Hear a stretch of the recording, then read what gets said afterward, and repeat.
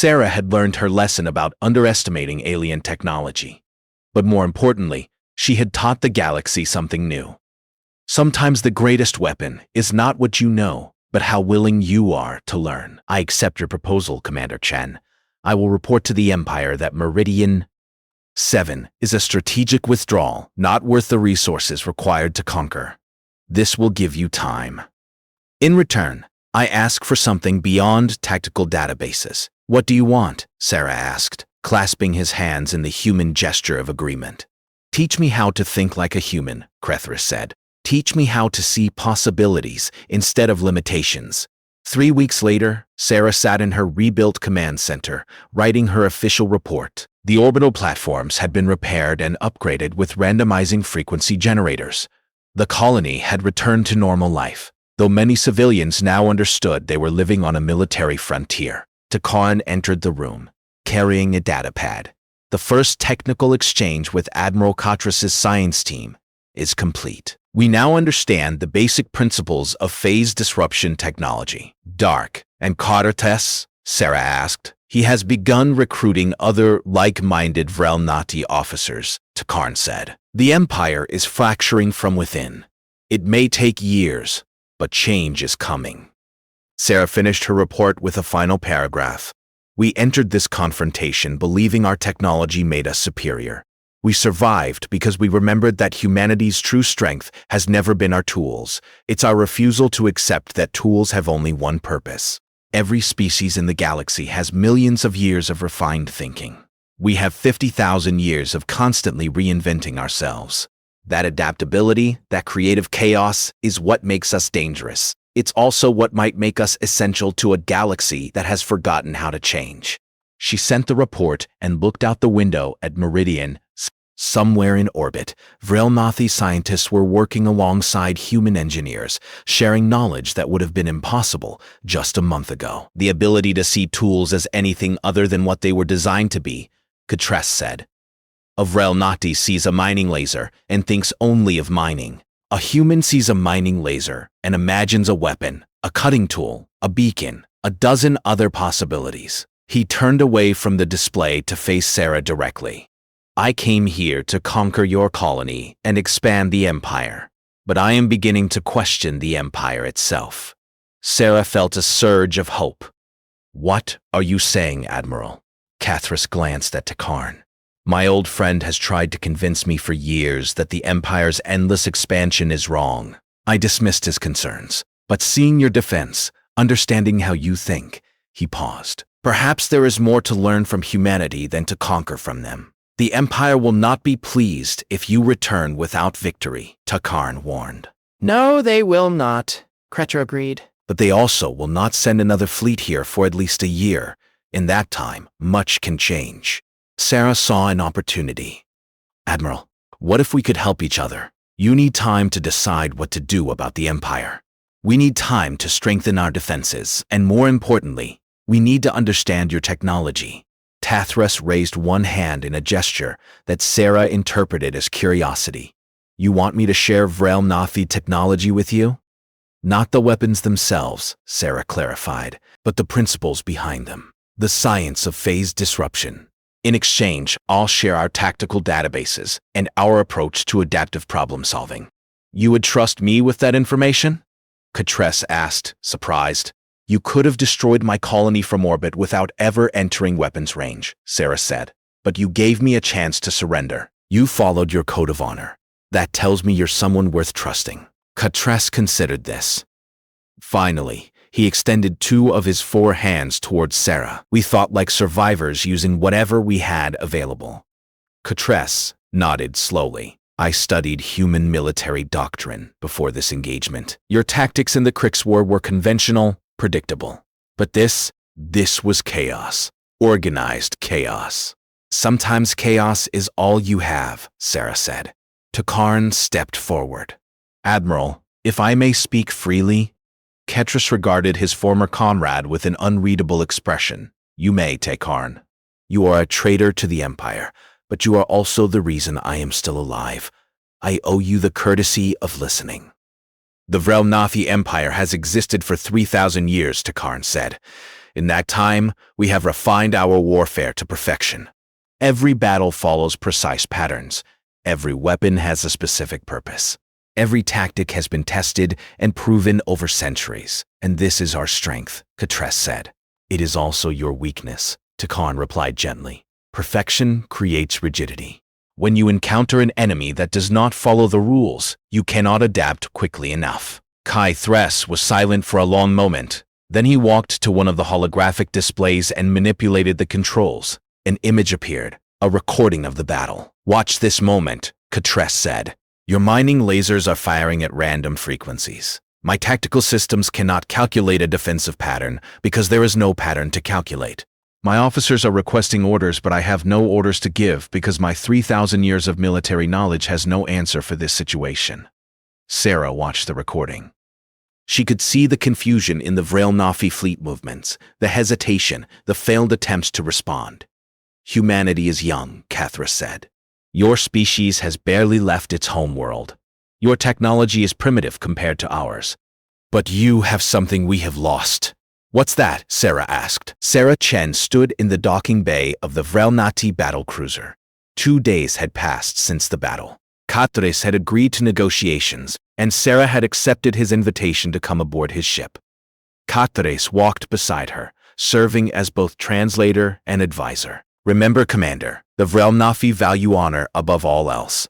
Katres will respect strength, but he will also appreciate honesty. I'll keep that in mind, Sarah said.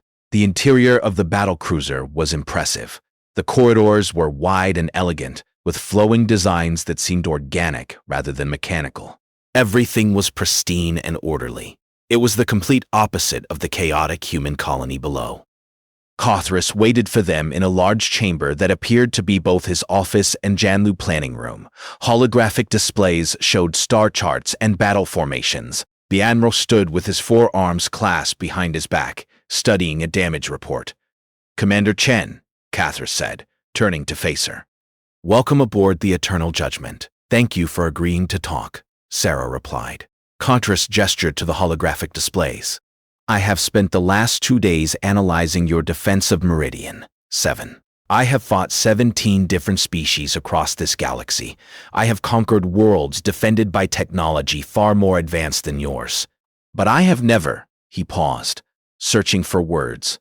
I have never encountered anything like your tactics. Sarah wasn't sure if that was a compliment or an insult.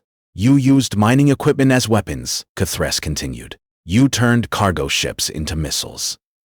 You weaponized terraforming processors. By all military logic, your defense should have failed within minutes. He looked at her directly. Yet you defeated a battle fleet that has destroyed entire planetary defense systems. How? Sarah thought carefully about her answer. Because we didn't think like a military force. The combined impact and subsequent engine explosions tore the Vrel-Nathi vessel apart. Electromagnetic pulse now, Sarah commanded. The terraforming processors changed their function. Instead of creating a barrier, they released a massive burst of electromagnetic energy. The pulse wave rushed outward, invisible but powerful. It hit the Vrel-Nathi battlecruiser. The ship's sophisticated systems, designed for elegant warfare, overloaded. Weapons went offline. Navigation systems failed. The great ship began to drift, powerless. Katris's frigates broke formation, confused and disorganized. They had never encountered an enemy like this. Nothing followed military logic. Mining lasers, cargo ships, terraforming equipment, these weren't weapons. They were tools being used in ways no sane military strategist would consider. Target the remaining frigates' weapon arrays, Sarah ordered. Disable, don't destroy. I want them to be able to retreat if they choose. The mining lasers adjusted their aim with surprising precision. Within minutes, 3 more frigates were crippled, their weapons destroyed but their life support intact. The remaining Vrel-Nati ships stopped moving. They were waiting for orders from Katres, but his ship was disabled and drifting. Sarah opened a communication channel directly to the battlecruiser. Admiral Kathres, this is Commander Chen. Your fleet is defeated. Your weapons are offline, but you are not destroyed. I'm giving you a choice. Continue this fight and be annihilated by our primitive weapons, or accept a ceasefire and talk. There was a long silence. Then Kostras's image appeared on the display. He looked shocked, something Sarah had never expected to see on a Vrelnathi face. What are you? Kontras asked quietly. What manner of warfare is this? Sarah smiled. It's called desperation, Admiral. Welcome to the human way of war. The transmission ended. Immediately, the Vrelnathi fleet moved into attack formation. The battlecruiser's weapons charged, glowing with that same blue-white light Sarah had seen 3 days ago. Here they come, Morrison said tensely. The Vrelnathi fired their phase disruptors at the colony. The massive beams of energy lanced down toward the settlement. Sarah held her breath. The beams hit the electromagnetic barrier created by the terraforming processors. For a moment, nothing happened. Then the beams scattered, bouncing off in random directions. Some dissipated harmlessly in the atmosphere, others reflected back toward space. It worked, Park shouted. The random frequencies are preventing the weapons from phasing through. On the Vrelnathi battlecruiser, Kontras was undoubtedly confused. His scanners would be trying to analyze the shield frequencies, but they kept changing too fast to calibrate. Now, Sarah commanded. Bear everything. Across the colony, mining lasers activated. 50 beams of cutting energy, each designed to slice through solid rock, fired upward at the Vrelnathi ships. The beams were wildly different frequencies and intensities. Some were red, some blue, some ultraviolet. The Vrelnathi frigates tried to raise their shields, but the random nature of the attack confused their defensive systems. 2 frigates took direct hits, their whole armor melting under the mining laser's heat. Launch the cargo ships, Sarah ordered. 3 massive cargo vessels, their engines overcharged to dangerous levels, roared up from the planet's surface. They weren't guided missiles. They were too primitive for that. They were simply ships aimed at the enemy and accelerated to maximum speed. The Vrelnathi fleet tried to shoot them down, but the cargo ships were tough, designed to survive asteroid collisions. 1 ship was destroyed, but the other 2 crashed into a frigate. I am prepared to accept, under specific terms. Sarah kept her expression neutral. I need time to consult with the civilian leadership. 6 hours. Kontras seemed amused. You ask for time you do not have. However, I am not without mercy. But understand, Commander, if you attempt any resistance, I will not simply destroy your military forces. I will reduce your entire colony to ash. The transmission ended. Sarah looked at her officers. Status report? Are we ready? Park nodded, though he looked nervous. As ready as we'll ever be. The mining lasers are in position. The cargo ships are programmed. The shield network is, well, it's working, but it's unstable. Unstable how? Sarah asked. The frequencies change every 3 seconds, randomly. Sometimes the shield is strong, sometimes it's weak. There's no consistency. Perfect, Sarah said. Consistency is what they expect. Takarn, what can you tell me about Kathras? Takarn had been studying the hologram of the Vrelnathi fleet. He is one of their best tactical commanders. He has conquered 12 colony worlds. He never loses because he is patient and methodical. He will analyze your defenses, find the weakest point, and strike with overwhelming force. So he expects me to either surrender or make a desperate suicidal attack, Sarah said. Yes, those are the only logical options you have. Sarah smiled grimly. Then let's give him something illogical. 6 hours passed. Sarah spent them making final preparations and moving civilians to the underground bunkers. When Kontras contacted her again, she was ready. Your time has expired, Commander Chen, Kontras said. What is your decision? Sarah took a deep breath. We refuse to surrender. Kontras's expression didn't change. A predictable response. You humans value pride over survival. Very well. Your colony will be destroyed as an example to others who resist the Empire. In 48 hours, they would learn that humanity's greatest weapon wasn't technology. It was desperation, combined with creativity. 46 hours had passed since the attack. The colony of Meridian 7 had transformed into a massive workshop. Engineers worked alongside farmers and miners, turning peaceful equipment into weapons of war. Sarah walked through the main settlement, observing the preparations. A mining laser, normally used to extract crystals from deep rock, was now mounted on a reinforced platform. Nearby, 3 cargo ships had their engines overcharged and programmed for collision courses. At the colony's edge, 50 terraforming processors hummed together, creating a flickering electromagnetic barrier. Everything looked makeshift and fragile. Sarah had to remind herself that was the point. "Commander, incoming transmission." Morrison's voice crackled through her comm device. "The Vrelnathi reinforcements have arrived." Sarah ran back to the command center. The holographic display showed her worst nightmare. One massive battle cruiser, easily 10 times larger than her destroyed orbital platforms. Around it, 6 support frigates moved in perfect formation. "They're hailing us," the communications officer reported. "Put them through," Sarah said, straightening her uniform. The hologram shifted to show a Vrelnathi commander. He was larger than Takarn, with darker skin and elaborate markings across his face. His forearms were adorned with military decorations. "I am Admiral Cathras of the Vrelnathi Imperial Fleet," he said. His voice was cold and precise. "You are Commander Chen of the human colony?" "I am," Sarah replied. "I have studied your species extensively, Commander. You are brave but foolish. You fight wars you cannot win. You expand into territories you cannot defend." Kurtras gestured with 2 of his hands. "Your distress signal indicates you wish to negotiate surrender." "Makeshift missiles," Sarah finished. "What about the shields?" "The terraforming processors," Park said excitedly. "They create electromagnetic barriers to protect workers from radiation. If we link them together and randomize their frequencies every few seconds, we could create a shield wall that the phase disruptors can't calibrate to." Sarah felt hope for the first time since the attack. "How long would it take to set this up?" 40 hours if we work non-stop," Park said. "We'd need to conscript every engineer in the colony." "It won't be pretty, Commander. Nothing will follow proper military specifications. It'll be chaotic, inelegant." "But it might work," Takarn interrupted. "And the chaos is the advantage. The Vrelnathi mind values order, precision, elegance. They will not expect chaos as a weapon." Sarah made her decision. "Do it. Conscript everyone with technical skills. I want every piece of civilian equipment that can be modified, turned into a weapon or a shield generator." She turned to the communications officer. "Send a distress signal on the standard frequencies. Make it look like we're preparing to surrender. I want the Vrelnathi to think we've given up." "A deception," Karn said approvingly. "While they're waiting for us to surrender, we'll be building our junkyard arsenal," Sarah said.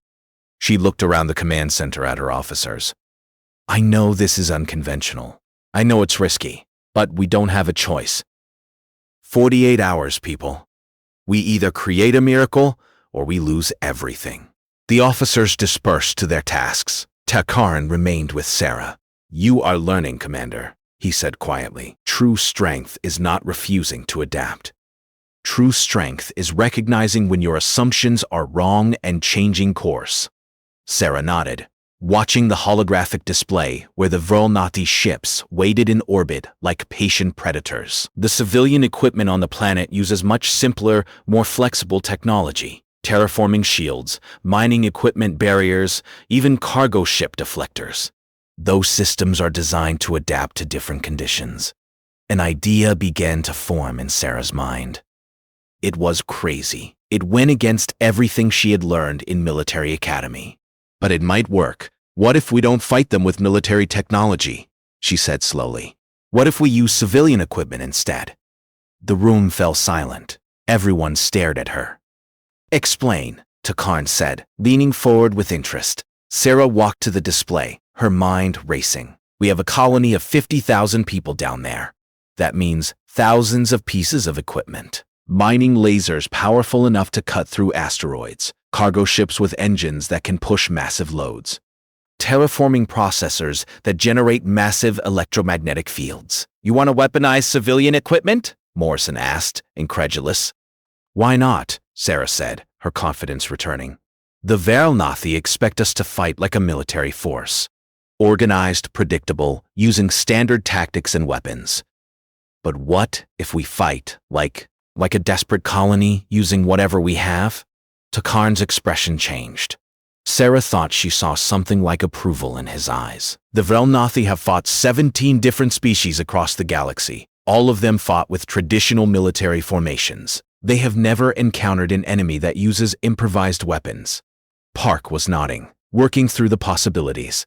Mining lasers have variable frequency outputs because they need to cut different types of rock. We could modify them to fire at random frequencies.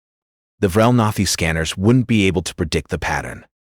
Cargo ship engines produce massive thrust, Morrison added, catching on to the idea. If we overcharge them and aim them at enemy ships, we can evacuate maybe 20,000 people in 48 hours. The rest, we'd have to leave them behind. The words hit Sarah like a physical blow. 30,000 people. Men, women, children.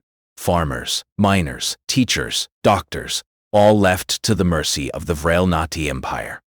There must be another option, she said. Takarn approached the holographic display and manipulated the controls. Images of the phase disruptors appeared again. There is something you should know, Commander. Something I did not mention before because I wanted you to take the threat seriously. Sarah's anger flared. You kept information from me? You would not have listened, Takarn said calmly. You thought human technology was superior. You needed to see the truth first. Kazabira was one of the first processes that I had ever done before. She had been arrogant. Tell me now. Takarn highlighted a section of the weapon schematic. The phase disruptors have a weakness. They require precise calibration to the target's shield frequency. The scanning process takes several hours. That is why the scouts came first. They scanned your shields, calculated the exact frequencies, and then fired. So if we change our shield frequencies, Morrison began. The weapons will not work, Takarn confirmed. However, there is a problem. Vrelnathi technology can scan and recalibrate quickly. If you simply change frequencies, they will adapt within 30 minutes. You need constantly changing, random frequencies. Sarah thought about this. Human shield generators were designed for stability and efficiency. They used standardized frequencies that were predictable and easy to maintain. Changing them constantly would be difficult. Can our shield generators do that?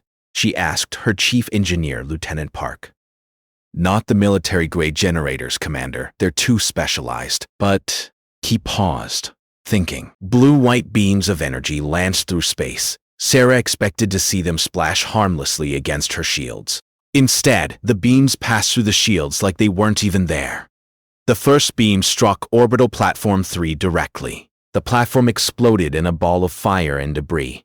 The second beam hit Platform 5, cutting it in half. The third beam crippled Platform 2, leaving it drifting and powerless. In 5 seconds, Sarah had lost more than half her defensive capability. The command center erupted in chaos. Alarms blared. Officers shouted reports. Sarah stood frozen, staring at the display in disbelief. Takarn had been right. She had underestimated the alien technology. And now, 50,000 civilians were in danger because of her arrogance. The command center was filled with red emergency lights and the sound of damage reports. This is perfectly forgiving.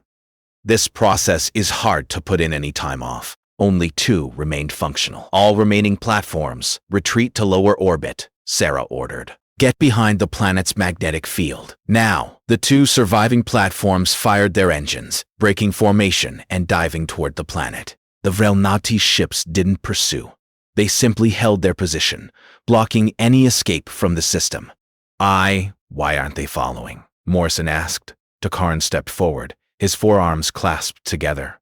They are waiting. The phase disruptors need time to recharge. Also, they will call for reinforcements. This was just a scouting force. Sarah felt sick. A scouting force had destroyed her defenses in moments. What would a real battle fleet do? How long until reinforcements arrive? She asked. 48 hours, perhaps less, Takarn said. Sarah made her decision. Begin emergency evacuation procedures. Get every civilian to the transport ships. We're leaving this planet. Commander, we don't have enough transport capacity, Morrison said quietly. And that's exactly why we'll win, Sarah replied. Old means predictable. Old means stuck in their ways. Humanity is flexible, adaptive. That's our advantage. Takarn said nothing more. He simply bowed his head and left the room. 3 days passed quietly. Doer inspected the defenses, drilled her crews, and reviewed tactical scenarios. Everything was ready. The orbital platforms were state-of-the-art, each one carrying enough firepower to destroy a small fleet. On the 4th day, the alarms screamed to life. "Contact!" shouted the sensor officer. Multiple ships dropping out of hyperspace. Dreadnoughts signatures. Count is 7 vessels. Scout-class configurations. Sarah rushed to the command center. The holographic display showed 7 small ships, each about half the size of her orbital platforms. They were approaching slowly, almost casually. "Just scouts," Morrison said. "Should we hail them?" "No," Sarah decided. "Battle stations. Shields to maximum. Prepare to fire on my command." The Dreadnoughts ships continued their approach. They made no attempt to communicate. They simply moved into range, their strange, organic-looking hulls glowing with a soft blue light. "They're charging weapons," the tactical officer reported. "All platforms, fire at will," Sarah commanded. The orbital platforms opened up with plasma cannons and missile batteries. The space between the two forces lit up with weapons fire. Sarah watched the display, waiting to see the Dreadnought shields flare and collapse under the human bombardment. But the Dreadnought didn't return fire yet. They were doing something else. "Commander, they're scanning us," the sensor officer said. "Very detailed scans of our shield frequencies. They're charging their phase disruptors," Tactical added. "Firing in 5 seconds." Sarah wasn't worried. Her shields had never failed. "Brace for impact," the Dreadnought ships fired. "Our shields have adaptive frequency modulation," Sarah said. "They've stopped everything the Krix threw at us. Particle beams, plasma torpedoes, even their quantum mines." "The Krix technology is different," Karin insisted, his 4 hands gesturing urgently. "The phase disruptors work on a different principle. Your shields will not stop them." Lieutenant Morrison spoke up. "Commander, perhaps we should consider Karin's warning. We could activate the experimental quantum scatter protocol." Sarah shook her head. "The quantum scatter protocol drains 40% of our power reserves. We need that power for the shields and weapons. I'm not going to waste it based on theoretical concerns." She stood up, projecting confidence. "I've studied the Dreadnought military records that Karin provided. Their empire is old. Their technology is old. They haven't innovated in centuries. Meanwhile, humanity has advanced more in the last 50 years than most species do in 1,000. Karin's expression was hard to read, but Sarah thought she saw disappointment in his large, dark eyes. "We'll maintain standard defensive positions," Sarah continued. 5 orbital defense platforms in geosynchronous orbit over the colony. Shields at maximum. If the Dreadnoughts show up, we'll give them a demonstration of human military superiority." The meeting ended, and the officers dispersed to their stations. Taran remained behind. "Commander," he said quietly, "I left my people because they were arrogant. They believed their ancient empire made them superior to all other species. I see the same arrogance in you now." Sarah felt a flash of anger, but she controlled it. "That's not arrogance, Tarkarn. That's confidence based on experience. I fought aliens before and won." "You fought the Krix," Tarkarn said. "The Krix are young, like humans. The Dreadnoughts are old. They have refined their warfare over 3,000 years." Commander Sarah Chen stood at the observation deck of Firebase Kepler, watching the purple-tinted sunrise over Meridian 7. She had arrived just 3 hours ago, but she was already making decisions. That was her style. Fast, confident, decisive. "Commander, the briefing room is ready," said Lieutenant Morrison, her second in command. Sarah nodded and walked through the corridors of the Firebase. The facility was new, built just 6 months ago to protect the human colony below. 50,000 civilians lived on Meridian 7, farming the rich soil and mining valuable crystals. It was Sarah's job to keep them safe. The briefing room was small but functional. A holographic display floated in the center showing the star system. Around the table sat her senior officers and 1 alien, Tarkarn, a Dreadnought defector who had joined the human side 2 years ago.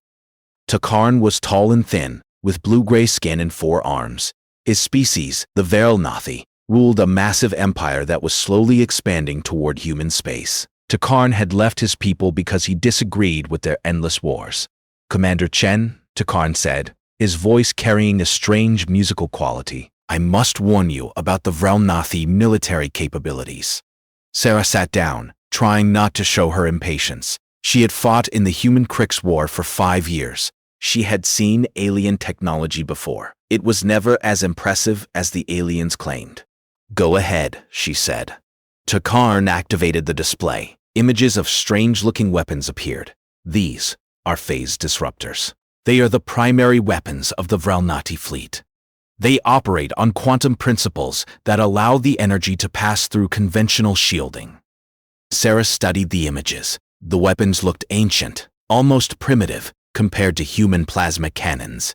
She had read the reports about phase disruptors, but the data was limited. No human force had actually faced them in battle yet.